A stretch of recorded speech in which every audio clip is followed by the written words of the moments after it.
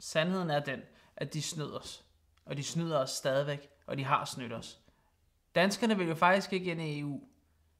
De blev bare lovet en masse ting tilbage i 72, som aldrig nogensinde ville ske. Men der var mange mennesker, som var kritiske, som tænkte, hvad skal vi med det? Så fik de det ene og det andet og det tredje at vide, og så tænkte de, så er det fint nok. Og så kom vi med. Og så i 92, så sagde vi nej igen.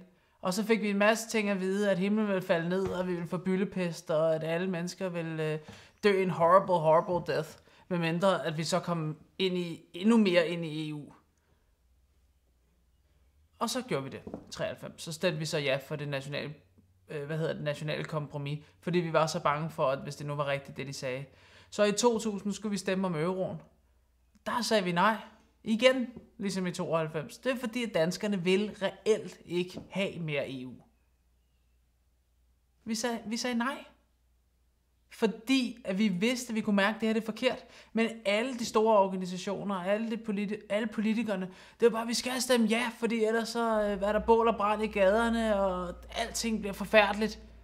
Men nu må vi altså til at vågne op. De kører bare hen over os. Så er det slut med at være skeptiske. Vi skal ud af EU, og vi skal ud af EU nu.